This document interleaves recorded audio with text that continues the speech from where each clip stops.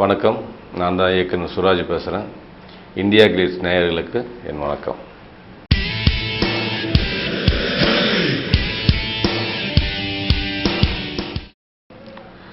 Alex Pandian 50% comedy, 50% action படம். அது கார்த்தி படத்திலேயே அதிக பொருட்செலவில் இந்த படத்தை ஸ்டுடியோ கிரீனில் ப்ரொடியூஸ் பண்ணியிருக்காங்க.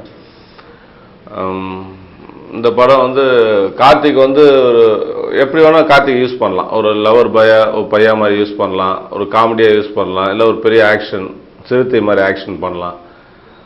அந்த கதை கார்த்திகிட்ட சொல்லும்போது ஃபர்ஸ்ட் ஆஃப் ஃபுல்லாக பயங்கர காமெடியாக இருக்கும், செகண்ட் ஆஃப் ஃபுல்லாக ஆக்ஷனாக இருக்கும்.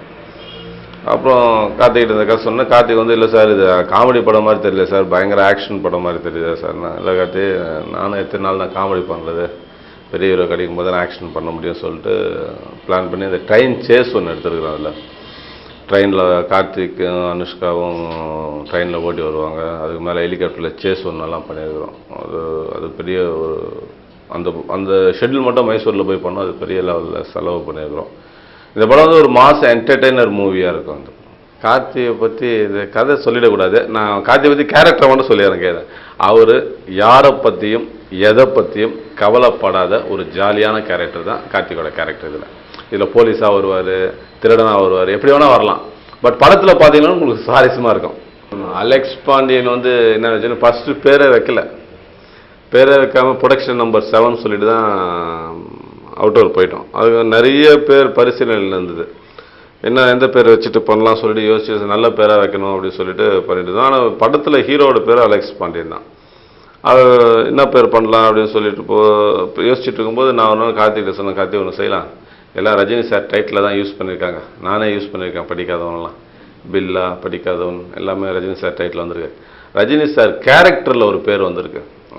ஒரு அலெக்ஸ் பாண்டியன் ரஜினி சார் நடித்த படத்துலேயே ஒரு கேரக்டர் பெருசாக பேசப்பட்டது அலெக்ஸ் பாண்டியன் தான். மாஸ் டைட்டில், அது மாஸ் கேரக்டர். அந்த டைட்டில் நம்ம மாஸ் டைட்டில் வச்சா நல்லாயிருக்கும், நம்ம படத்துக்கு மாஸாக இருக்கிறதுனால அந்த டைட்டில் நல்லா இருக்குன்னு சொன்னோன்னே கார்த்திக் சார் நல்லா இருக்கும் சார், ரஜினி சார் டைட்டில் பட டைட்டில் வேணாம், கேரக்டர் டைட்டில் சூப்பராக இருக்குன்னு சொல்லி அலெக்ஸ் பாண்டியன் ஃபிக்ஸ் பண்ணோம். 2 பேரும் ஹைட்டு.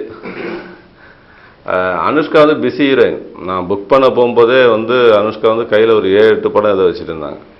அப்புறம் நான் சொன்னேன், நீங்கள் பண்ணணும், ஒரு லைன் சொல்கிறேன் சொல்லிட்டு லைன் சொன்னேன். சரி ஓகே நான் பண்ணுறேன் சொல்லிட்டு அட்ரஸ் வச்சு டேட்டு கொடுத்தாங்க. ஒரு ஐடியா ஒரு 25 நாள் ஃபர்ஸ்ட் ஷெட்யூல் டேட் கொடுத்தாங்க. அப்போ தான் அந்த சீக்வன்ஸ்லாம் நாங்கள் எடுத்தோம். எந்த அளவுக்கு சொன்னேன், அனுஷ்கா எந்த அளவுக்கு சொன்னேன், இப்போ ஹீரோயின்ஸ் வழக்கமாக காலையில் ஹீரோயினை வச்சு நம்ம ஷார்ட் எடுக்கவே முடியாது. ஒரு 7 மணிக்கு 7 o'clock 7:30 ஃபர்ஸ்ட் ஷார்ட் எடுக்க முடியாது. ஏன்னா அவங்க மேக்கப் பண்ணிவிட்டு சாதாரண நாள் பொம்பளைங்க நிறைய மேக்கப் பண்ணுவாங்க. ஹீரோயின்ஸ் சொல்லவே வேணாம், அவங்க கேரவனுக்கு போனாங்கன்னா 1.5 hour 2 hour ஆகும். அப்போ காலையிலலாம் எடுக்கணும் அப்படின்னும் போது அனுஷ்கா பார்த்தா காலையில் 7 o'clockலாம் ஸ்பாட்டுக்கு வந்துடுவாங்க. அங்கே 200 ஆண்களும் ஒரே ஒரு பெண் தான். இந்த படம் ஷூட்டிங்கில் 200 பேர் சுற்றி இருப்போம், ஒரே ஒரு பெண் அனுஷ்கா மட்டும்தான். ஃபாரஸ்ட்டில் எடுத்தோம் அந்த போர்ஷனெல்லாம். அப்போது அனுஷ்கா வந்துடுவாங்க 7 o'clockலாம் வந்துடுவாங்க, 7:30 வந்துடுவாங்க. ஒரே ஒரு உதாரணம், அனுஷ்கா ஏன் இப்போ டாப் லெவல் ஹீரோயினாக இருக்கிறாங்கன்றதுக்கு அந்த செட்டு போட்டு சாலக்குடி ஃபால்ஸுக்கு ஒரு செட்டு போட்டு ஷூட்டிங் பண்ணிட்டோம். அப்போ 12 light ஒரு ஷார்ட் எடுக்கணும்னு சொல்லிட்டு கேமராமேன் ஆசைப்பட்டார். அக்கிரன்லாம் இருந்தது. 12 light ஒரு ஷார்ட் எடுத்துடலான்ட்டு ஷார்ட்டு கேம்ப் ஃபயர் போட்டு கார்த்திக் கேம்ப் ஃபயரில் இருப்பார். அந்த செட்டுக்கு மேலே அனுஷ்கா நிற்கணும். பட் அதுக்கு முன்னாடி நான் வேறு சீன் எடுத்துருந்தேன். ஒரு 4 to 6:30 எடுக்கணும். அந்த 6 to 6:30 எடுக்கணும். அது நான் 12 light போய்டும் அதுக்குள்ளே. அப்புறம் அனுஷ்கா கிட்ட சொன்னேன், அனுஷ்கா 1/2 hour தான் டைம் இருக்குது, நீ ட்ரெஸ் சேஞ்ச் பண்ணி வந்தால் இந்த ஷார்ட் எடுக்கலாம், பண்ண முடியுமா, இல்லை வேணான்னா விட்டுடலாம் அப்படின்னு. ஐயோ இங்கேருந்து மலைக்கு அடிவாரத்தில் நாங்கள் அங்கே மேலே போகிறதுக்கே அங்கே 15 minutes ஆகிடும். பட் நீங்கள் ஃபோன் பண்ணி என் அசன் கிட்ட ட்ரெஸ் எடுத்துகிட்டு வர சொல்லுங்கள், நான் இங்கேயே மாற்றிக்கிறேன் அப்படின்னாங்க. அப்புறம் அவங்க தான் ஃபோன் பண்ணி சொல்லி அவங்க அசன் எடுத்துருந்தாங்க. அந்த செட்டு போட்டிருந்தோம். அந்த செட்டுக்குள்ளேயே அனுஷ்கா போய் ட்ரெஸ் மாற்றி நான் எல்லோரையும் வெளியே வர சொல்லிட்டேன். அப்புறம் அனுஷ்கா போய் உள்ளே போய் அந்த போட்டிருந்த ட்ரெஸ் மேலேயே அந்த சுடிதார் போட்டுட்டு மேலே நின்னாங்க. அந்த ஷார்ட் எடுத்தோம். ஒரு ஆர்டிஸ்ட் ஒரு டைரக்டர், ஒரு டெக்னீஷியன்ஸ், கேமராமேன்லாம் ஆசைப்பட்ட ஷார்ட் கிடைக்கணும்னா ஆர்டிஸ்ட் கோஆப்ரேஷன் பண்ணி தான் பண்ண முடியும். பட் அந்த விஷயத்தில் அனுஷ்கா நான் ரொம்ப பரவாயில்லையே, இந்த பொண்ணு இந்த அளவுக்கு வந்ததுக்கு காரணம் இவருடைய டெடிகேஷன் தான் நினச்சேன். சந்தானம் கூட தான் எனக்கு ஃபஸ்ட்டு படம். வடிவேல் கூட பண்ணிட்டேன், கவுண்டமணியானன் கூட பண்ணிட்டேன், விவேக் சார் கூட பண்ணிட்டேன், இப்போ சந்தானம் கூட எனக்கு இதுதான் ஃபர்ஸ்ட் படம். இதில் வழக்கமாக வந்து சந்தானம் வந்து ஹீரோவோட ஃப்ரெண்ட்ஸாக தான் நடிப்பார். இப்போ வந்து எல்லா படத்துலையும் ஹீரோவோட ஃப்ரெண்ட்ஸாக நடிப்பார். கார்த்திக் கூடிய 2 படம் சிறுத்தையெல்லாம் பார்த்தா ஃப்ரெண்ட்ஸாக தான் பண்ணியிருப்பார். இதில் வந்து அவர் எதிரி, கார்த்திக்கு அவர் ஒரு எதிரி. கார்த்திக் அவருக்கும் வச்ச கண்ணுக்கு ஆகாது. கார்த்திகை பார்த்தா அவர் கார்த்திகை எப்படியாவது வீட்டை விட்டு துரத்தணும் பிளான் பண்ணுவார். அந்த திட்டமெல்லாம் கொஞ்சம் மட்டமாக போடுவார். மட்டமாக போகிறதுனால அது ஒர்க் அவுட் ஆகாமல் போயிடும். இதை வச்சு டோட்டலாக காமெடி பண்ணியிருக்கிறோம். இந்த படம் வந்து நான் எந்த கதை பண்ணாலும் அந்த கதையில் வந்து காமெடிக்கு முக்கியத்துவம் இருக்குன்னு நான் மைண்டில் செட் பண்ணிட்டு தான் கதை பண்ணுவேன். இதில் வந்து 50% காமெடி, 50% ஆக்ஷன் இருக்கும். பட் காமெடி வந்து கார்த்திகம் சந்தானத்தோட சீன்ஸ் எல்லாம் நம்ம செட்டில் இங்கே செட்டு போட்டு எடுத்தோம். அது ஒரு மலை அடிவாரத்தில் வைசாக்கில் அந்த இடத்துல நடிக்கும்போது வந்து சந்தானத்தை நான் வந்து இதில் வந்து டைலாக் காமெடி நிறைய பேசுவார் சந்தானம். இதில் பயங்கரமாக ரியாக்ஷன் காமெடி தான். மீசெல்லாம் வச்சுருப்பார். மீசெல்லாம் வச்சு ஒரு மிலிட்ரி மேன் மாதிரி பயங்கர ரஃப் அண்ட் டஃப்பாக இருப்பார். எப்போ பார்த்தாலும் ரொம்ப டெரராக இருப்பார். அதை கார்த்திகை பார்த்தா அவர் காமெடினாவே தெரிவார். நான் பயங்கர டெரராக இருப்பேன்டானோ, ஐயோ இல்லை நான் ஒன்று பார்த்தா தமாசு மாதிரியே இருக்கிறேன், நீ நான் காமெடியை நீ சீரியஸாலாம் பண்ணாத, எனக்கு சிரிப்பு வருது அப்படின்றாரு. அவங்க 2 பேரோட காமெடி வந்து இந்த படத்தில் வந்து அந்த எனிமையாக இருக்கிறதுனால நல்லா ஒர்க் அவுட் ஆகிருக்கும் இந்த படத்தில். சந்தானம் ஒரு சின்சியர் ஒர்க்கர். நிறைய ஒரு படம் சொல்லிட்டோம்னா அந்த படத்தை அந்த அந்த வந்துட்டாருன்னா சார் அந்த சீன் ஒரு சொல்லுங்கள் சார், மறுபடியும் நான் மைண்டில் ஏற்றிக்கிறேன் அப்படின்னு சொல்லிட்டு ஏற்றிட்டு ஒவ்வொரு சீன்லேயும் அவரும் கார்த்திக்கும் நல்ல இம்ப்ரூவ்மெண்ட்ஸ் பண்ணியிருக்காங்க. இந்த படத்துக்கு வில்லன் தேவைப்பட்டாங்க. இந்த படத்தில் வில்லனுங்க இப்போ ஹீரோ சந்தானம் அளவுக்கு வில்லனுங்க நிறைய இருப்பாங்க. சுமன் சார் மிலன் சோமன் நடிச்சிருக்காரு, இந்த பையாலெல்லாம் நடிச்சிருக்காரு. அவர் மிலன் சோமன் நடிச்சிருக்காரு. அப்புறம்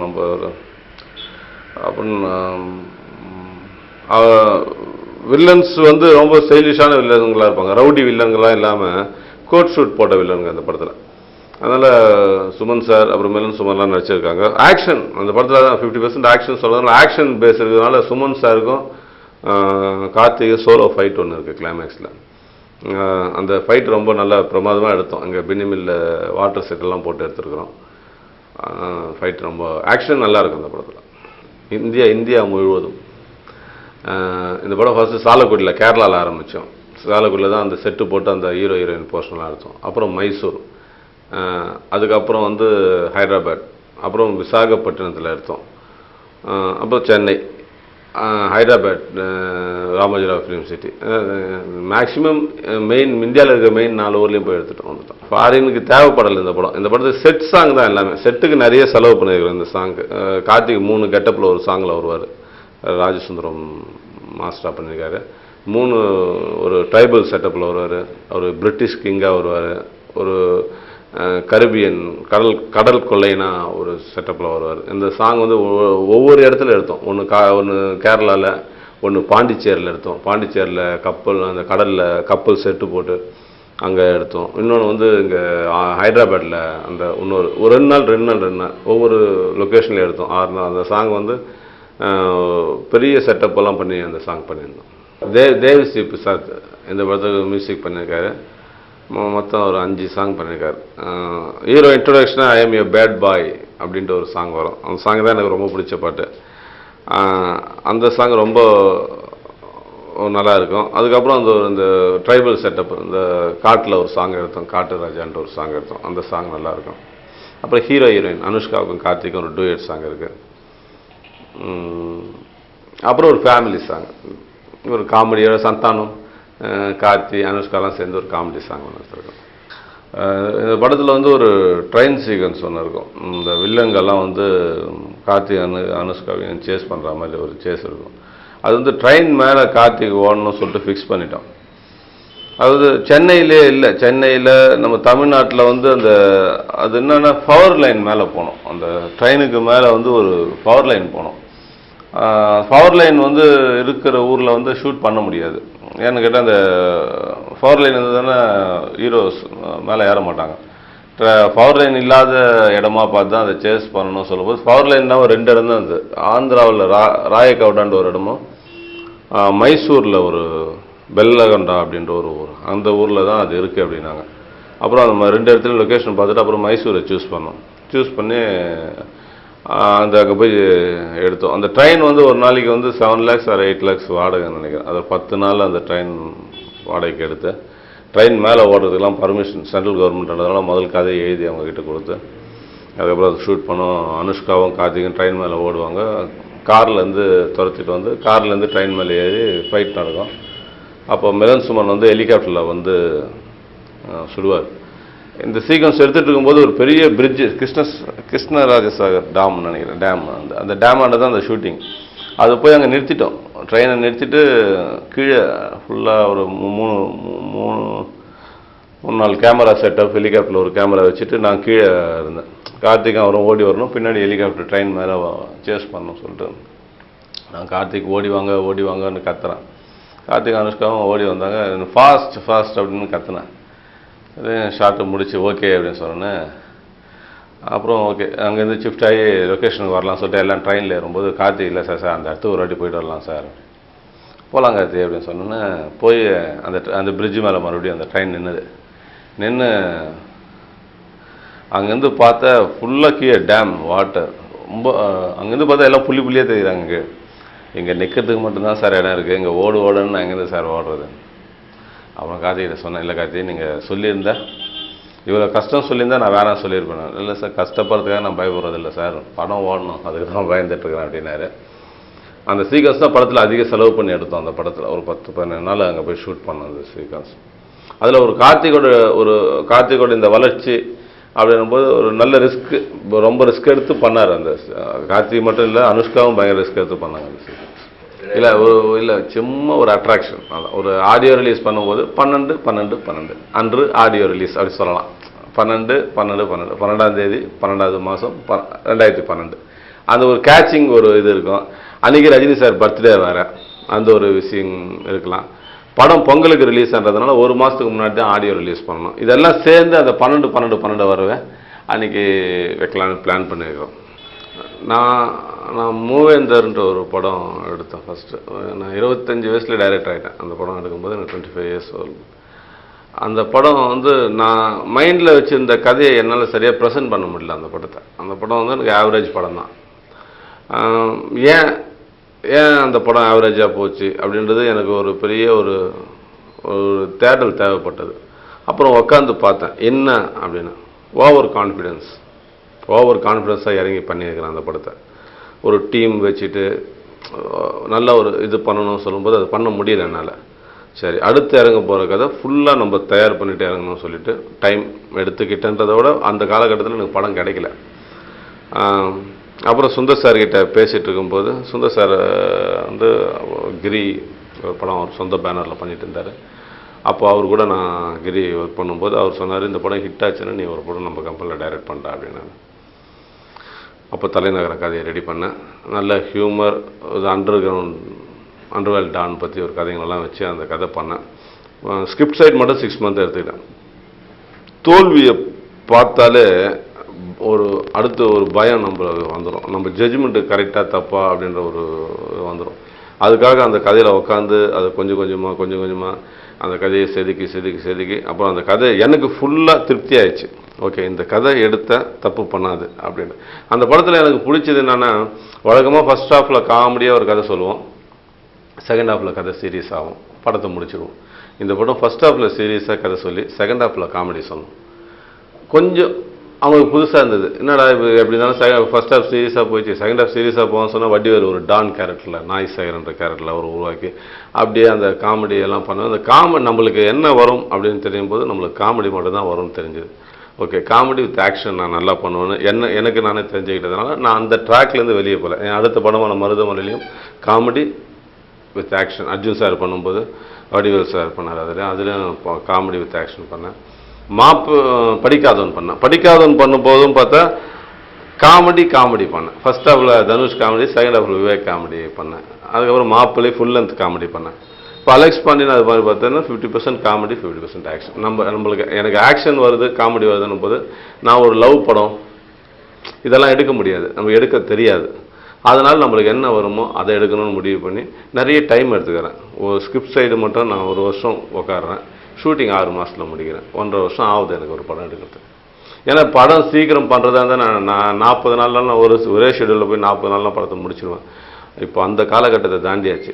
ஒவ்வொரு படமும் முதல் படம் மாதிரி ஆயிடுச்சு. இப்போ ஒரு படம் தப்பாகிடுச்சுன்னா அடுத்து அந்த டைரக்டர் படம் ரெடி ஆகிறதுக்கு 2-3 வருஷம் ஆகும். அப்போ நம்ம 2-3 வருஷம் கதை பண்ணிவிட்டு ஷூட்டிங் பண்ணிவிட்டு படம் லேட்டாக ரிலீஸ் ஆனால் கூட பரவாயில்ல, கேப் இருக்கலாம், ஃப்ளாப் தான் இருக்கக்கூடாது. சுந்தர் சி மாதிரி தான் இருப்பேன். அவரும் நானும் ஷூட்டிங்கில் இருப்போம். அவரும் 6 அடி ஹைட்டு, நானும் 6 அடி ஹைட் இருப்போம். அப்போ வந்து நாங்கள் 2 பேரும் ஷூட்டிங் ஸ்பாட்டில் நின்னோம்னா எல்லாமே பிரதர் தான் நினைப்பாங்க. இப்போ ஸ்ரீவித்யா அம்மாலாம் இருந்தாங்கன்னா இது வரைக்கும் அந்த அம்மா வந்து நான் வந்து சுந்தர் சி தம்பி தான் நினச்சிருக்காங்க. அந்த அம்மா இறந்துட்டாங்க. அந்த அம்மா இப்போ சொல்லுவாங்க, நான் சொல்லுவேன் இல்லைங்க அவருடைய அசன்ட் தான் சொல்லுவேன். இல்லை பொய் சொல்கிறீங்க 2 பேரும் அப்படின்னு சொல்லுவாங்க. ரைட்டர் மாதிரியே உருவட்டம் இருக்குது. பட் நம்ம ஹீரோ ஆகணுன்ற ஆசை கிடையாது. டைரக்டருக்கு ஹீரோ ஆகணுன்ற ஆசை இல்லை. அந்த டைமில் நாங்கள்லாம் கம்பல் பண்ணோம், பண்ணுங்க ஒரு படம் பண்ணி தான் பாருங்களேன், நம்மளுக்கு டைரக்ஷன் சான்ஸ் வேணும், அதுக்காக நீங்கள் பண்ணி தான் பாருங்களேன் அப்படின்னு. ஆனால் என்ன பண்ணோம், அது விளையாட்டாக பண்ணாமல் சீரியஸாக பண்ணோம். இந்த படம் ஜெயிக்கணும், சும்மா நம்மளால் முடிஞ்ச அளவுக்கு இதை ஜெயிக்க வைக்கணும்னு சொல்லிட்டு சீரியஸாக பண்ணோம், ஜெயித்தோம். இப்போ நான் தனுஷ் கார்த்தி எல்லாம் வச்சு பண்ணுறேன்னு சொன்னால் சிலவங்களுக்கு ஃபர்ஸ்ட் ஹாஃப் நல்லா இருக்கும், சிலவங்களுக்கு செகண்ட் ஹாஃப் நல்லா இருக்கும். நம்மளுக்கு ஃபர்ஸ்ட் ஹாஃப் சுமாராக இருந்தது, செகண்ட் ஹாஃப் கரெக்டாக இருந்தது. ஹீரோக்கள் எப்போவுமே ஒன்று தான், ஹீரோக்களோட எந்த விதமாக சேஞ்சாக இருக்காது. ஹீரோங்க வந்து அவங்க விஷயத்தில் அவங்க தெளிவாக இருப்பாங்க. இப்போ எல்லாருமே வந்து இப்போ சரத் சார் இருந்தாலும் கதையை கரெக்டாக கேட்பார், கதையை கரெக்டாக கேட்டு கரெக்டாக தான் சூஸ் பண்ணுவார். கார்த்தியாக இருந்தாலும் கதையை கரெக்டாக கேட்டு கரெக்டாக தான் சூஸ் பண்ணுறாரு. தனுஷும் கரெக்டாக கேட்டு கரெக்டாக சூஸ் பண்ணுறாரு. அமைவது தான் என்னன்னு கேட்டால், ஒரு படத்தோட வெற்றி தோல்வி வந்து நம்ம கையில் கிடையாது. பார்க்காம எதனா கூட பரீட்சையில் பாஸ் பண்ணிடுறோம், பார்த்து தான் படம் எடுக்கிறோம், ஃபெயில் ஆயிடும். அது என்னன்னு கேட்டால் டைம் மட்டுமே தான். நம்ம நேரம் நல்லா இருந்தால் நம்ம கிறுக்குந்தெல்லாம் கூட திருத்தி அமைக்கப்படும். நம்ம டைம் நல்லா இல்லைன்னா என்ன தான் திருத்தி அதனால அது கிறுக்காக தான் முடியும். அதனால் வந்து முழுசாக டைம் சொல்ல முடியாது. அதுவும் பார்க்கலாமா, ஒரு 60% டைம் நல்லா இருக்கணும், 40% நம்மளோட உழைப்பு இருக்கணும். சின்சியர் தான் உழைப்புன்றது என்னதுன்னு சின்சியர் தான். ரொம்ப வந்துட்டோமேன்னு கொஞ்சம் தலையில் ஏற்றிக்கிட்டோம்னா மறுபடியும் சீக்கிரம் இறக்கி விட்டுருவாங்க. அதில் அந்த டைமில் நம்ம கொஞ்சம் அமைதியாகவும் கொஞ்சம் சின்சியராகவும் வந்து நம்ம டைம் இருக்குது இருந்தாலும் கடவுள் அருள் இருக்குன்றதுனால கதையிலையும் கான்சன்ட்ரேஷன் பண்ணி கரெக்டாக பண்ணிட்டோம்னா ஜெயிச்சிடலாம். எல்லாருக்குமே காமெடி வரும், அதை எப்படி சொல்ல முடியும், எல்லாருக்குமே நல்லா காமெடி பண்ணுவாங்க. எல்லாரும் ஒவ்வொரு விதமான காமெடி பண்ணுவாங்க. இந்த நான் கதை சொல்லும் போதே என்ன பண்ணுவேன்னா, இப்போ தனுஷ் என்ன சொல்லுவார், நான் கதை சொல்லி முடிச்சேன்னா பாஸ் நான் உங்களை உள்ளே வாங்கிட்டேன் அப்படின்னுவார். நீங்கள் பாருங்கள் நான் உங்களை உள்ளே வாங்கிட்டேன் அப்படின்ட்டு என் பாடி லாங்குவேஜ் அப்படியே பண்ணுவார் தனுஷ். என் பாடி லாங்குவேஜை தனுஷ் அப்படியே பண்ணுவார், ஃபுல்லாக பண்ணுவார். நான் இப்படி டைலாக் சொல்லித்தரேன்னா அப்படியே பார்த்துட்டு அதை அப்படியே நடிப்பார். தனுஷ்க்கு நல்ல ஹியூமர் சென்ஸ். ஏன்னா காமெடியில் இப்போ படிக்காதவங்களாம் பார்த்தா என்னை பார்த்தா பிடிக்காது, பார்க்க பிடிக்கும் அப்படின்றது வந்து எவர்கிரீன் டைலாக்காக அவருடைய பஞ்ச் டைலாக்லாம் அதுதான் நம்பர் 1ல் இருக்குது. அதனால் தனுஷ் வந்து நான் கதை பண்ணும்போதே ஹீரோவும் ஹியூமரில் எடுத்து வந்துடுவேன். கதை சீரியஸாக எடுத்தும்போது ஹீரோ சீரியஸே இந்த காமெடி பண்ணிகிட்டே இருந்தால் ஹீரோ இறங்கிடுவாங்க. அதனால் ஹீரோ வந்து காமெடியை என்ன சொன்னாலும் அவனை வந்து இவங்க ஏதாவது லாக் பண்ணுற மாதிரி தான் நான் வைப்பேன். காமெடினா இவங்க ஏதாவது ஒரு விஷயத்தில் லாக் பண்ணிவிடுவாங்க, லாக் பண்ணிவிட்டு இவங்க கூட ட்ராவல் பண்ணுற மாதிரி தான். காமெடி வந்து Rajini sir formula, MGR sir formula, இது நம்ம ஃபார்முலாவே இல்லை. எம்ஜிஆர் சார் ஃபஸ்ட்டு ஒரு 4 ரீல் பயங்கர காமெடி பண்ணுவார் நாகேஷ் கூட, அப்படியே டக்குன்னு சீரியஸாக வந்து நான் ஆஃபீஸர் ஆகிட்டேன் அப்படின்வார். அது ஊரில் பார்த்தோம்னா நாகேஷ் கூட இருப்பார், அவர் ஹீரோயினை லவ் பண்ணிட்டு இருப்பார். அப்புறம் நான் வந்து ஒரு காட்டிலாக அதிகாரி, போலீஸ் அதிகாரின்னு சொல்லிட்டு கதைக்கு வந்துடுவார். ரஜினி சார் ஃபர்ஸ்ட் ஹாஃபரில் இன்னசென்ட்டாகவே நடிப்பார், ஒன்றுமே தெரியாத மாதிரி நடிப்பார். எங்கே அங்கே போகிற இப்படி காமெடி பண்ணிகிட்டே இருப்பார். இன்ட்ரோல் பிளாக் வரும்போது வில்லனை எதிர்த்து ஒரு சவால் விடுவார். செகண்ட் ஹாஃப் சீரியஸாக போவார். இதெல்லாம் கமர்ஷியல் ஹீரோ எல்லாமே விஜய் சார் இப்போ அதான் பண்ணுறாரு, எல்லா ஹீரோ இப்போ அதான் பண்ணுறாங்க. காமெடின்றது படம் காசு கொடுத்து படம் பார்க்க தேட்டருக்கு வரவங்க அத்தனை பேரும் சந்தோஷமாக திருப்தியாகவும் போகணும். படத்தை பார்த்துட்டு பணம் கொடுத்துட்டு ஐயோ பணம் வேஸ்ட்டுன்னு சொல்லக்கூடாது. நான் வந்து சின்ன வயசில் வந்து சினிமாவில் நிறைய காசு விட்டுருக்கேன். எப்படி விட்டுருக்கேன்னா நிறைய படம் பார்ப்பேன். அப்போ வந்து எனக்கு சந்தோஷமாக இருக்கணும், படம் பார்த்து நான் சந்தோஷமாக படம் பார்க்கணும். படம் பார்த்துட்டு அதில் காமெடி இருக்கணும், ஆக்ஷன் இருக்கணும், ஃபைட் இருக்கணும், எல்லாம் இருந்தால் தான் சந்தோஷமாக போவேன். இல்லைன்னா கொடுத்த காசுக்கு திருப்தி இல்லைடான்னுவேன். அதை என்ன மாதிரி எவ்வளோ லட்சக்கணக்கான பேர் சொல்லலாம். அதுக்காக நான் படம் இருக்கும்போது மைண்டில் வச்சுக்குவேன், ஆக்ஷன் இருக்கணும், நல்ல ஃபர்ஸ்ட் ஹாஃப் காமெடி பண்ணணும், செகண்ட் ஹாஃப் ஆக்ஷன் பண்ணணும், ஒரு லைட்டர் கதையை பண்ணணுன்றது முடிவில் இருக்கும். இந்தியா கிளீஸ் நேயர்களுக்கு 12/12/12 அன்றைக்கி அலெக்ஸ் பாண்டியனோட ஆடியோ லான்ச் நடக்குது. எங்கள் பாடல்களை கேளுங்க, ரொம்ப ரசிப்பீங்க. பாட்டு கேட்டுகிட்டே இருங்க. பொங்கலுக்கு படத்தையே காட்டுறோம்.